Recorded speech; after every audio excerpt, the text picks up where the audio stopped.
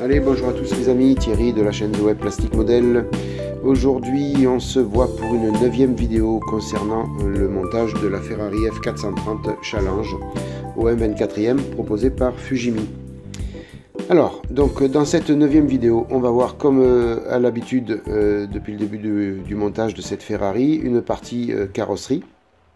Et puis la deuxième partie, ce sera le final de l'assemblage de la partie moteur. Dans la 8e vidéo, on s'était quitté sur la première couche de rouge et je vous avais montré qu'il fallait réaliser un petit ponçage pour égaliser un peu cette peinture et cette couche. Donc je vais utiliser de la mousse Tamiya, la P2000. Ça va permettre un petit peu d'atténuer toutes ces irrégularités qu'il y avait sur la carrosserie. Et après, ensemble, on va passer la deuxième couche. Peut-être la dernière. Si au final la peinture me convient, ce sera la dernière couche. Et on passera après au vernis. Donc voilà, je vous laisse un petit peu découvrir ce ponçage. Il n'y a rien de spécial, mais j'ai voulu quand même vous montrer, pas dans la continuité du ponçage, parce que ça aurait été trop long. Mais vous montrer un petit peu comment je pratique. Et puis, bon, malheureusement, encore une vidéo en voix off, j'ai pas le choix, je peux pas faire autrement. Mais je vous reprends dès que le besoin s'en fait sentir, je reprends la parole. Allez, je vous laisse découvrir tout ça. À tout de suite.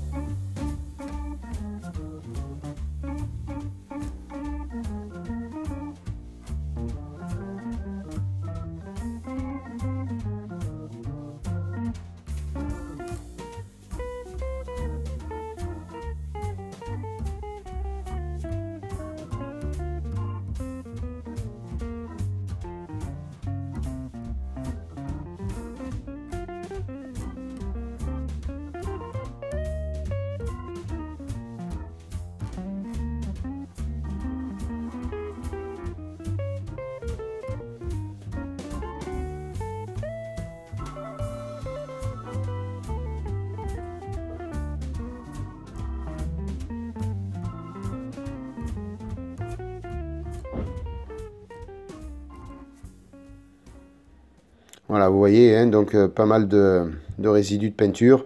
Donc, avant la deuxième couche, on va procéder au nettoyage de la carrosserie avec du liquide vaisselle. Et puis après, on va pouvoir laisser sécher un petit peu et passer donc le Rosso Scuderia de Zero Paint en deuxième couche. Donc, on est du côté de la cabine à peinture et on va passer cette deuxième couche ensemble. Alors, je fais vraiment de fines couches pour aujourd'hui. Je ne vais pas insister grossièrement comme l'autre fois, c'est pas la peine. On a vu le résultat, c'est pas bon. Donc vraiment de fines couches et même si on n'obtient pas un beau brillant, c'est pas grave. Le vernis fera le brillant. On n'a pas besoin de... C'est mieux quand on a un beau brillant avec la peinture, mais c'est... La peinture Zero Paint, je crois qu'il ne faut pas obtenir de brillant si on veut avoir quelque chose de propre.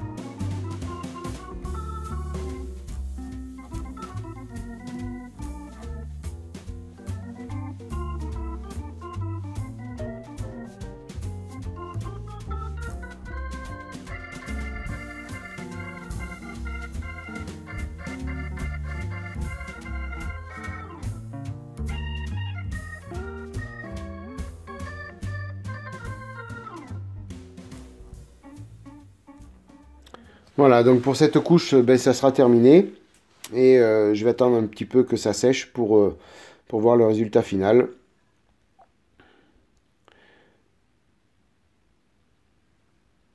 Eh ben non, vous voyez, il a fallu en remettre un petit coup. C'était pas assez. Il y avait des irrégularités, des parties de ponçage qui se voyaient encore. Donc j'ai remis encore une troisième couche.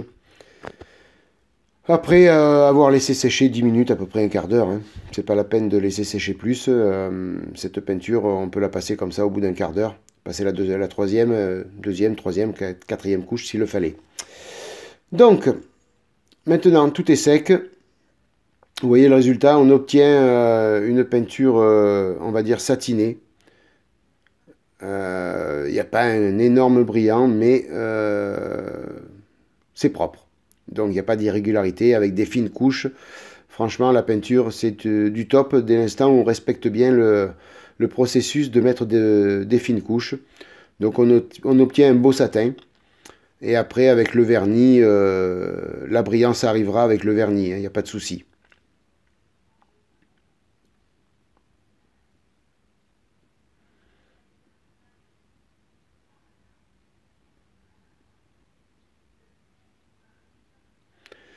Voilà, donc petite étape de vernissage. Donc malheureusement, j'ai pas filmé le vernis parce que je le passe en extérieur. Comme c'est à la bombe, c'est le Super Gloss de Mr. Hobby. Je le passe à l'extérieur et donc je peux pas amener la caméra dehors, c'est trop compliqué. Donc voilà, j'ai fait 2 couches de vernis en l'espace d'une demi-heure. On obtient déjà un beau brillant. Et on va pouvoir, une fois bien sec, poser les décalques et après faire un vernis final. Alors, hors caméra, au niveau du moteur, j'ai passé du carbone sur cette pièce-là. Alors, j'ai pas pris le même carbone que l'autre fois. J'ai opté pour un carbone avec des petits points. J'ai voulu un peu changer, donc j'ai pris celui de Squall Motorsport. Du carbone que j'avais depuis pas mal de temps et fallait que je l'utilise un petit peu de temps en temps. Donc ça va changer en rapport au carbone que j'ai utilisé pour l'autre pièce. Ça sera pas je pense pour moi personnellement ça sera moins monotone. Après au niveau des autres pièces, j'ai ben voilà, donc cette partie là vous voyez avec ce carbone là que j'avais fait devant vous l'autre fois. Donc a reçu un vernis. Je l'ai fait au pinceau, hein, j'ai verni ça au pinceau. Ça fait bien briller le carbone, c'est important les parties carbone, il faut que ça brille. À moins que bien sûr sur les origines ce soit des carbones mat ou satinés. Sur cette petite pièce, je suis allé porter donc un peu de rouge sur le fond, puisque sur les photos que j'ai utilisées, que j'ai vues, c'était rouge. Pour la petite partie échappement, j'ai pris du pigment gunmetal et j'ai étalé ça au coton-tige. Et maintenant, donc on va procéder donc au montage de toutes ces parties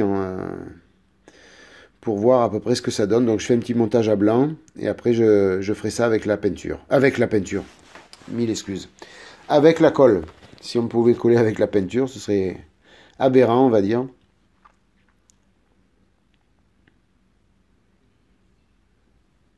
Voilà, on voit le résultat, donc l'amalgame entre les deux carbones, je trouve ça assez propre. Sur cette partie-là, il y a une partie translucide à poser, donc j'ai mis de la micro liquitape. On va attendre que ça sèche et on va coller le reste des pièces.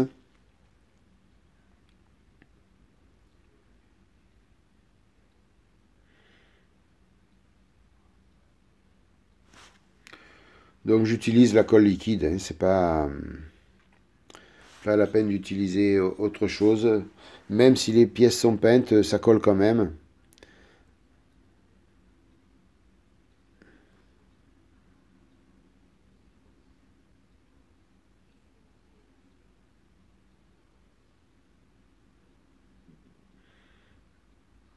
Ouais, tant soit peu qu'on laisse le temps de sécher, hein. On est toujours pressé de pouvoir passer à un autre collage. Bien souvent, on va trop vite. malheureusement. Comme là, vous voyez, on colle une petite pièce et puis on se rend compte que c'est pas bon et qu'il fallait mettre une autre pièce avant. En même temps, on fait bouger celle qui a été collée auparavant. Je vous dis, il ne faut pas se presser quand on fait ça. Il faut prendre le temps de faire sécher la colle. Là, je ne montre pas le bon exemple.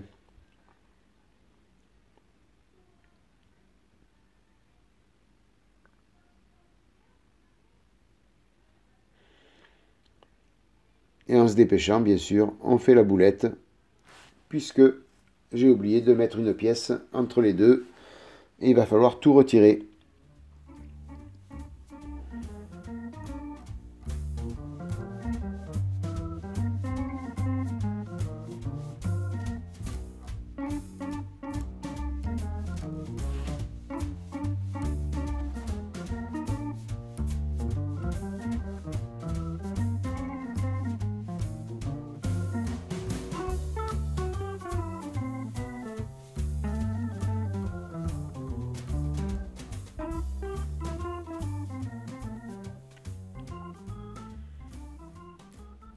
Ah, vous voyez? Eh ben, tiens, ça rentre pas. Eh oui, bien sûr. Il fallait la mettre avant. Et une boulette de plus, comme on dit. Je vous dis, on va faire un bêtisier avec toutes les boulettes. On va bien rigoler. Bon, bien sûr, puisqu'on a décollé, on remet de la colle.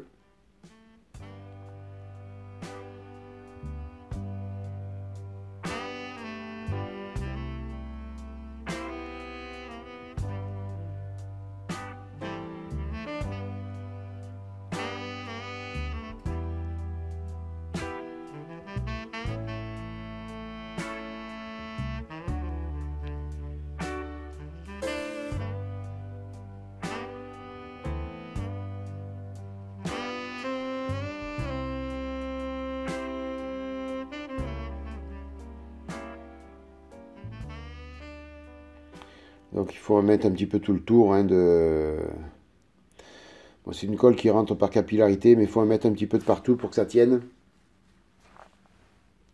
C'est quand même des PS Paint, donc il faut de temps en temps insister avec la colle.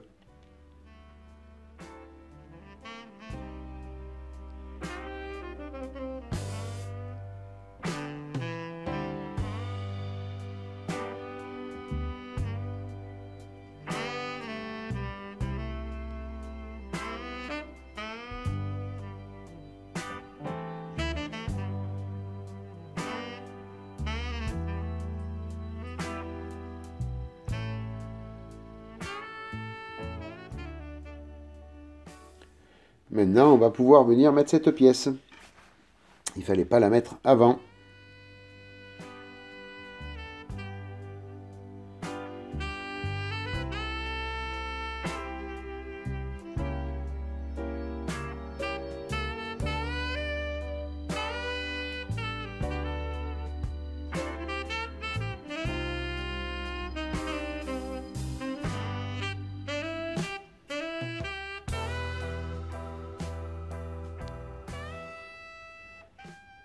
Donc on va laisser sécher cette partie. Et la micro liquid tape est devenue transparente. C'est le moment de de mettre la partie transparente dessus.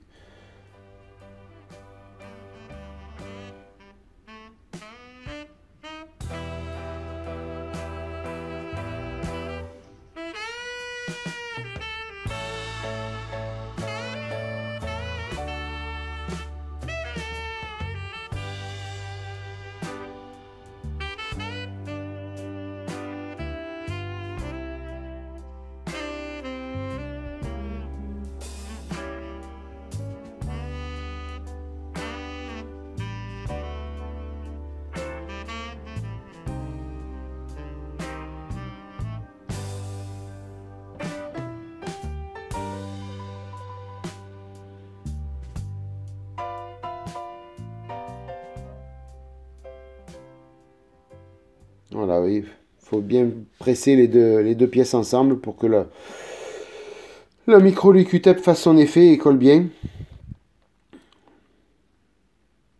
Et maintenant, on va venir appliquer cette pièce sur la partie moteur.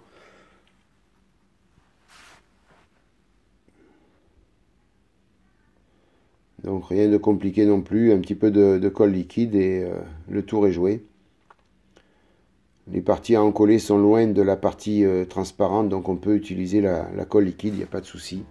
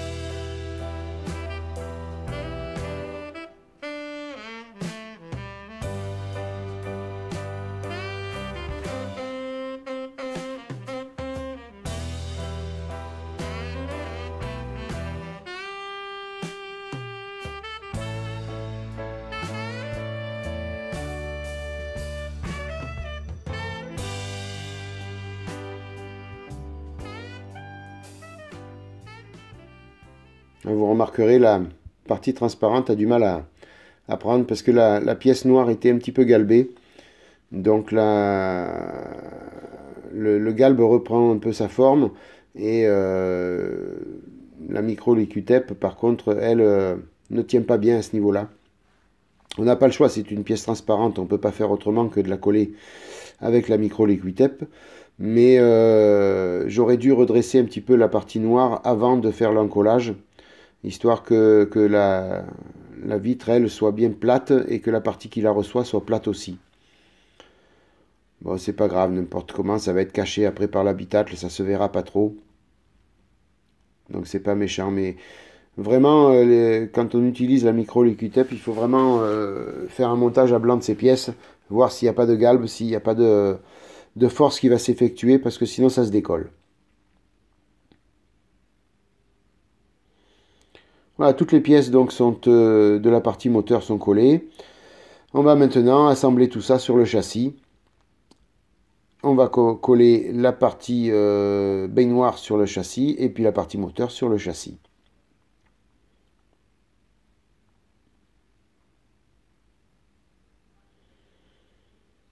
Donc là, il y a 4 points de colle à mettre pour la partie baignoire.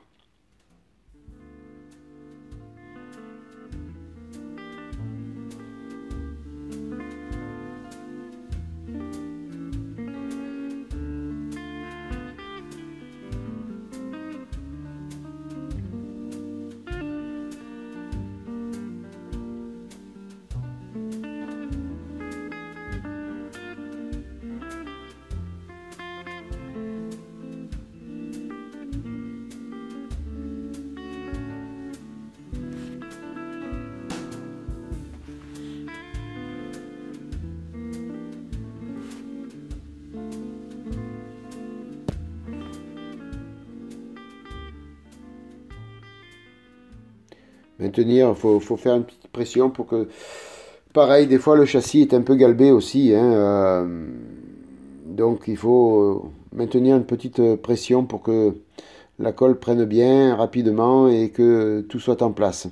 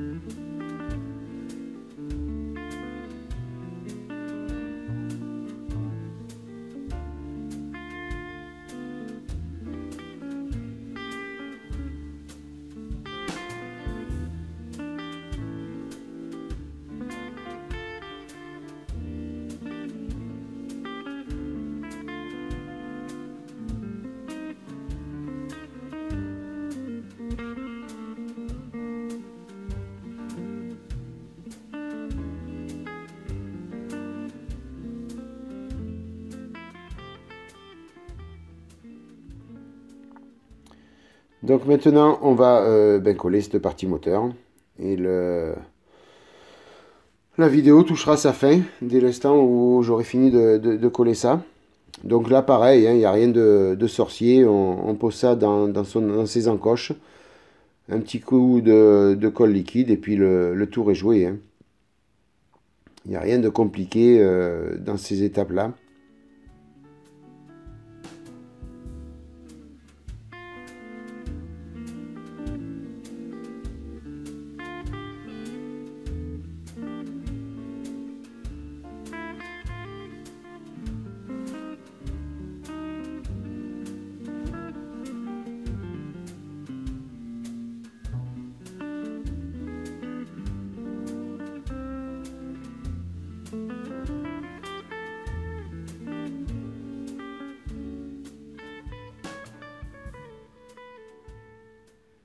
Ah, vous voyez, il n'y a pas eu besoin de beaucoup de colle pour que tout prenne.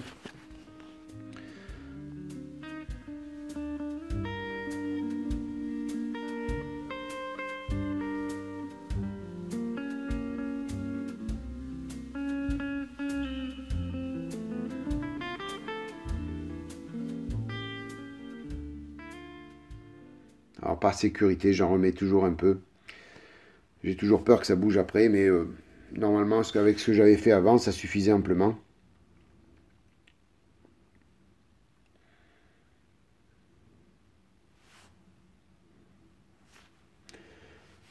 Voilà, donc là maintenant, comme d'habitude, je vous montre le travail terminé.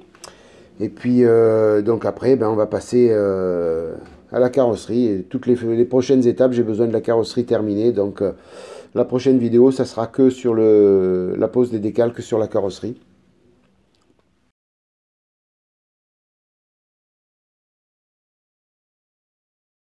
Voilà, écoutez, j'espère que cette vidéo vous a plu. Je vous remercie beaucoup d'être passé par là. Si ça vous a plu, comme d'habitude, un petit pouce levé. Si vous n'êtes pas déjà abonné, faites-le.